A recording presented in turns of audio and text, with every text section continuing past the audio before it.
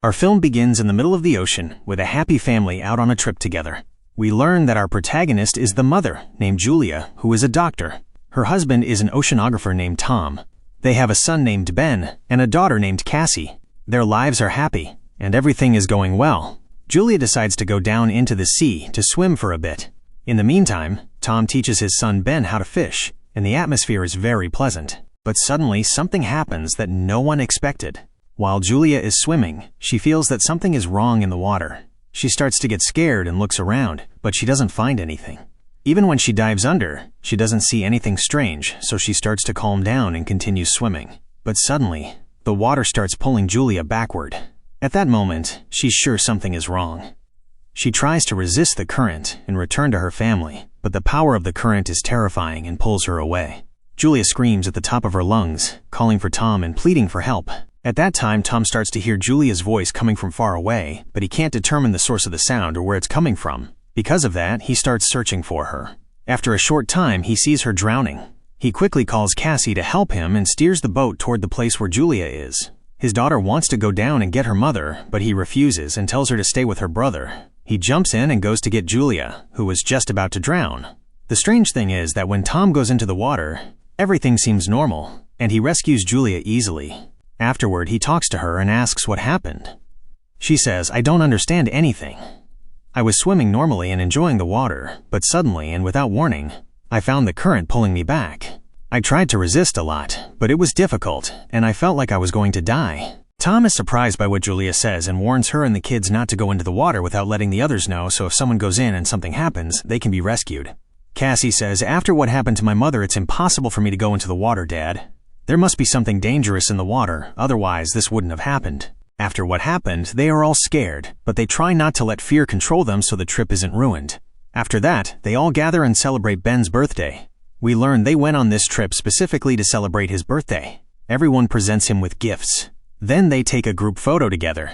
While they are celebrating, Cassie gets a call from her friend Adam. She goes to talk to him away from her parents and tells him what happened to Julia. She's upset and sees the trip as very boring. Adam tells her, "Try to enjoy it with your family, and when you come back, I'll have you attend a great party, a party that will make you forget the boredom you feel now." While he is talking to her, the weather suddenly changes. Lightning and thunder occur where he is, and suddenly the network is cut off. Cassie gets worried and goes to talk to her parents, telling them what happened. Her dad says, quote, "We'll look into that later, but right now I feel like there's a strange sound outside." He and Ben go to see the source of the sound and are surprised when they find whales near their boat. Here, Tom feels something is wrong, because the presence of whales is evidence of a problem in the Earth's core. This is because whales feel ground movements and natural disasters. Tom decides to go down and see what's happening. Julia and the kids are worried, but he insists. Only a few minutes pass, and he comes up injured. Julia is shocked by his appearance and asks what happened. He tells her he felt something was behind him, and when he turned to see what it was, he hit the boat's motor and got hurt. He speaks upset and tells her, "I don't want to shock you, but the boat's propeller is broken, and we are currently in an unenviable position. I hope we can go back." Tom tries to communicate with anyone via radio to ask for help, but unfortunately, there is no signal, and he can't communicate with anyone at all. Here, he loses his temper and tells Julia, "I didn't want to tell you this, but we are in real danger. The problem is that the food we have is barely enough for 4 days. After that, we won't have any food, and if no one comes to save us, we will die in the middle of the ocean." While Tom is talking to Julia, he sees a strong light and goes to see what it is. He is shocked because he sees a giant, glowing, flaming object coming down from the sky. Suddenly, this object lands in the middle of the ocean. Tom says, "These look like dark days." He goes to the highest point on the boat to see the situation, and gets an even bigger shock when he sees another glowing object landing in the ocean. He is terrified, because he understands a disaster is going to happen. Even scarier is that one of these objects might land on them. He tells his family they must move quickly. At that time, a group of objects lands near the boat. They are so close that they feel like they will land on them, but fortunately, they don't hit them or hurt them. Suddenly, smoke fills the place, so Tom fears for his family and makes them hide inside the boat. In the meantime, the boat moves fast because a strong storm is happening. Every moment the situation gets worse, and the biggest challenge for them is to keep the boat from being destroyed. They thought this was the worst situation they could be in, but they didn't know that the winds would bring what the ships did not desire. Julia's nose starts bleeding from fear, and the boat breaks due to the storm. Tom decides to fire a distress signal and goes to put on life jackets for him and his family. Suddenly, a violent shake happens in the boat, and literally all of them lose consciousness. They don't wake up until the next day. The storm has subsided. They notice a drop of water entering the boat, so they move around to see what happened. They are surprised to find the boat is literally destroyed, and no part is intact. But the strange thing is that they didn't sink. They don't understand how this happened, until they go to the surface of the boat and see dying fish. Here, they discover the disaster. The ocean has literally dried up. There isn't a single drop of water. From the shock, they turn and look around, unable to comprehend the situation. It's like a dream that couldn't possibly be real. Tom talks to his family and says, "My words might be strange, although nothing is stranger than the situation we are in. But it seems like we are at the end of the world. Most likely, most people have died. The only solution is to try to communicate with the people who survived the disaster." Afterward, he notices the compass direction is reversed. North is where south should be, and south is where north should be. All directions are messed up. He guesses that the oceans didn't dry up as he thought, but in reality, the oceans took the place of the land, and the land became the place of the oceans. This means all the people who are on land drowned, and only the people who are in the water are left. Cassie is shocked by her father's guess because it means her friend Adam died. Her mother tries to calm her, but she is devastated and keeps crying.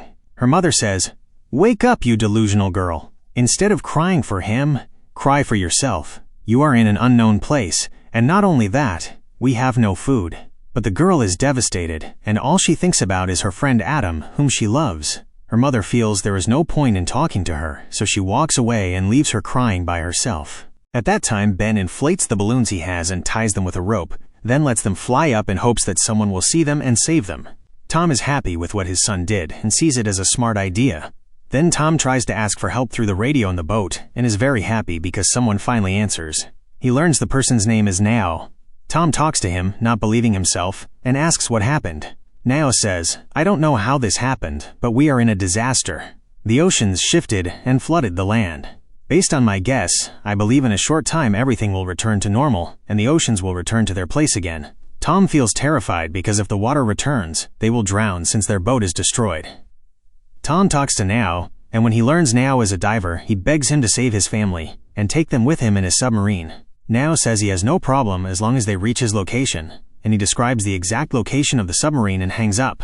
After the call, Tom tries to reassure Julia that they can leave before the ocean returns to its place, but Julia sees that she is just screaming, and there is no hope. On the second day, Tom is surprised by a suspicious person approaching them.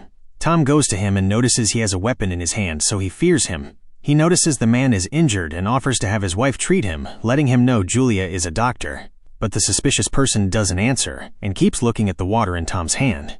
Tom gives him the water, and the person takes it and drinks it all.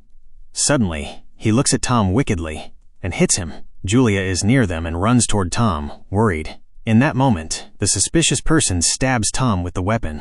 Julia stands frozen in shock. Even Ben, when he sees the scene, is shocked and can't move from his spot. The suspicious person goes to Julia to finish her off too. Julia is terrified and runs at full speed. While she is running, he throws the weapon at her and she is injured, but she resists and makes it to the boat. She quickly hides Cassie and Ben inside the boat. She tries to hold herself together to protect her children from this madman. She notices he is about to reach the boat, so she tries to hide in the bathroom, treats her wound, holds a weapon, and waits for him so she can stab him as soon as he approaches. At that time, the madman is eating as if he hasn't eaten in years. He walks while eating to search for Julia.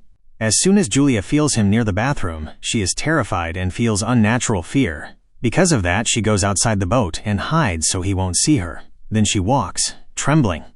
Suddenly, a mad dog approaches her and attacks her. Julia is about to collapse from terror and nervous exhaustion, but she holds herself together and kills the dog with the knife she has. She walks quickly to find a way to kill the madman. When the madman finds the dog killed, he breaks down because it was his only friend. In the meantime, Julia sneaks back into the boat to kill the criminal and stab him from the back, but he surprises her. He felt her presence and hid. As soon as she approaches him, he attacks her. At that time, Ben and Cassie are watching everything through a hole in the cabin. They want to go out and help their mother, but they stay in place because she asks them not to come out no matter what happens. At this moment, the madman drags Julia on the ground forcefully and hits her. Julia tries to resist, but his strength is terrifying, like an old fighter. He tries to strangle Julia and was about to kill her, but suddenly Cassie comes out of the cabin with a flare gun. She looks at the madman while she's scared. Julia encourages her until she fires the fire at him. The madman catches fire, and the whole place starts to burn. Julia and her children quickly get out. She goes to get the important things. The madman tries to grab her, but she pushes him and continues her way. Then she goes to Tom and sees her children sitting next to his body, devastated. She sits and cries next to them, in the peak of her sadness. Suddenly, she sees the madman coming out of the boat, so she gets even more terrified and pulls her children to leave quickly. Ben is unable to leave his father, so she says, "If you don't move, we will all join your father." She takes him and runs. Eventually, they reach a place to hide away from this madman. Cassie talks to Julia and says she feels the balloons are what showed the madman their location. Here, Ben breaks down even more and feels he is the reason for his father's death. Julia tries to calm him, saying, "It's not your fault, you just wanted to save us." Anyway, what happened was fate. The three of them decide that from this moment on, they must fight to live in this mad world. They start moving, and Ben sees a giant fish. He goes to see if it's edible. At that moment, Julia sees a shadow approaching. When she looks through the binoculars, she discovers the shadow belongs to the madman. She pulls them quickly and runs. The three of them run until they escape the madman. After they escape, Julia discovers Ben is dehydrated and must drink quickly or he will die. She takes out the water she has, but she gets a shock because Cassie left the bottle open, and only one drop is left. She gives Ben the remaining drop and argues with Cassie because they might die of thirst because of her. Cassie breaks down and says, "We're going to die anyway, whether we have water or not. Didn't you see how that madman killed my father?" Julia tells her, "Shut up. We will surely find a way to live." They continue their way until they find a plane submerged in the ocean. They decide to rest inside this plane and eat the chocolate Julia brought from the boat. Then they sit and cry for Tom, unable to accept that he is gone. Julia tries to calm her children and tells them how she met Tom and loved him. While she is telling the story, she feels she can't live without Tom and breaks down crying. After they all sleep, Cassie wakes up feeling suffocated, so she decides to sit outside alone for a bit. Suddenly, the madman comes from behind her and approaches slowly, wanting to finish her off. But Julia comes at the last moment and attacks him from his back. Then she keeps stabbing him with the knife she has, stabbing him multiple times to make sure he is finished for good. She goes into a state of hysteria, continuing to stab him even after he's dead, saying, "Take this! And this is for Tom." Cassie approaches her and says, "Enough, Mom," takes her, calms her down and tells her, "Let's go back to the plane." In the morning, they discover someone has eaten from the madman's body. The sight is terrifying. Julia tells them this means they are in danger and must move carefully, but they are surprised that Ben gets ahead of them. When they call him, he doesn't answer. He goes to drink from a pool of dirty water. Julia and Cassie are shocked and pull him away, saying they understand he can't handle the thirst, but if he drinks this way, he will die of disease. They continue their way and collect plastic to make a place to stay. Cassie sleeps from exhaustion, but Julia can't sleep.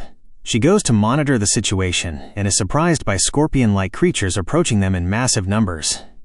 At that time, she feels fear because they have no weapons. She runs to Cassie and Ben, wakes them up and tells them they must move quickly. They all move quickly, running at full speed. While they are running, they see a place with other people. One of the people wants to help Julia, but those with her refuse because there is no safety and Julia and her kids might be a danger to them. They take the woman and go inside the place they made to live in, closing the door in Julia and her children's faces, even though Julia begs them for help. Here, Julia decides not to give up and makes her children climb to the top of the place. She tries to climb after them, but because of her age, her movement is slower. In that moment, the predatory creatures arrive and injure her legs. They were about to finish her, but Julia climbs up at the last second. The people on top try to kill the creatures, firing bullets, but the creatures' numbers are immense and bullets don't affect them. Julia and her children sit on the roof, terrified. Julia feels terrible pain in her legs because of the wound, but she decides to resist. She cuts her shawl and ties her leg. Suddenly, she collapses and loses consciousness. Cassie tries to wake her, but Julia feels the pain will defeat her. After some time, she wakes up and is shocked when she doesn't find Ben and Cassie next to her. She calls them loudly, but they don't answer. She worries something happened to them and goes down. Here, she discovers the predatory creatures finished off the people who refused to help them and even ate their flesh. She understands from the bodies that these are the same creatures that ate the madman. She takes the weapon they had and keeps calling for Ben and Cassie. At that time, Cassie comes and hugs her, happy she's still alive. She says they didn't abandon her, they just went to find someone to help save her because they tried to wake her many times and she wouldn't wake up. Julia tells them she is fine and hugs Ben. Then they decide to take over the place they are in and collect all the weapons to defend themselves. Julia treats herself with primitive methods. It's painful, but she endures. Afterward, they find water and drink, not believing they finally have water. They search the place well and find a radio. Here, hope returns to Julia. She communicates with Nao, whom she and Tom spoke to before. We notice Nao is also injured because he entered a battle with the predatory creatures and some humans who tried to take his food and water. Julia moves away from her children and tells him, "I don't care about my life. The important thing is that you save Cassie and Ben." He says he will try to save all three of them and sends a signal with a flare gun so they can determine his exact location. As soon as Julia sees the signal is near, she feels hope and moves with her children toward Nao. While they are walking, it rains, so they decide to walk next to the rocks for protection and to continue their way. But suddenly, something unexpected happens. The rocks they are walking next to start to collapse. As soon as the collapse happens, Julia fears for Ben and Cassie, so she pushes them away. Suddenly, a giant rock falls and blocks the path between them. Because of what happened, Julia is trapped alone. Cassie breaks down because there's no way to save her mother. Julia says, "I can't walk anymore. Escape with your brother and go to Nao. He will help you. Go, my daughter." Cassie breaks down even more and screams, saying she won't leave without her. Julia shouts at her, "You must go. Take Ben and leave right now." She breaks down crying, saying, "Please, daughter, go." Cassie understands her mother is sacrificing herself for them and shouldn't waste that sacrifice. She pulls Ben against his will, and they move at full speed until they reach the submarine. They keep knocking and calling for Nao. Suddenly, Nao appears, and Cassie is shocked by the number of wounds on his body. She thinks, "Is this the one who's going to save us?" He needs someone to save him. Nao says that based on his experience in oceanography, the water will return at any moment, and most likely they only have a few minutes. He advises them to get inside the submarine so they can live when the water returns. Here, Cassie feels hope that the nightmare will end. She decides she must go back and save her mother so she can board the submarine with them. At that time, Julia is resisting the predatory creatures and trying to kill them with the rifle, but her bullets run out, and the creatures approach her in a terrifying way. Julia collapses, feeling she is going to die and there is no hope of escape. She stands in place, surrendering, crying, and waiting for her painful fate. But suddenly, Cassie appears, reaches her hand out from above the rocks, and says, "Come on, Mom, quickly!"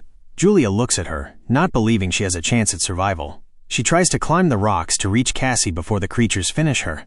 After a struggle, she reaches the top, grabs Cassie's hand, and they escape. They run until they reach the submarine. There, Nao is sitting on the ground, resisting the pain. Suddenly, the predatory creatures come and pull him away and eat him. Julia and her children get on top of the submarine. Suddenly, the creatures spread everywhere, and their numbers increase. Julia tries to kill them, but her bullets don't affect them. After exhaustion, Julia decides she won't try anymore and goes inside the submarine, closing the door tightly. She and her children look through the submarine's glass at the predatory creatures trying to get in. Suddenly, they see the ocean water returning to its place. They can't believe themselves. Julia tells them to fasten their seatbelts quickly. Suddenly, water spreads everywhere, and the pressure is so strong that Julia and her children feel the submarine will be destroyed. Julia feels this is her end, and starts to see all the events that happened to them recently. She closes her eyes, feeling despair. After some time, Julia and her children wake up and find themselves still inside the submarine. When they look through the glass, they discover the submarine is on the surface of the water, meaning they succeeded in saving their lives. They come out of the submarine's hatch and look around, not believing themselves. Everything has returned to its place, the water to the ocean and the land to its nature. Although it's destroyed because of what happened, the important thing is that life returned to how it was. Julia hugs her children, dreaming of a new life with them, though they miss their father very much. And with that, the session is adjourned. We want to reach 8,000 likes on this video. No, let's make it 4,000 likes. To know how many people reached the end, send me a C or ship emoji in the comments and tell me everything you want, because I read every comment and reply to it. If you love action, suspense, mystery, or romance, it's all here. Don't forget to check out the channel. Be ready and activate the bell. I'm sure the story of the video appearing in front of you will please you. And that's it. Link to YouTube,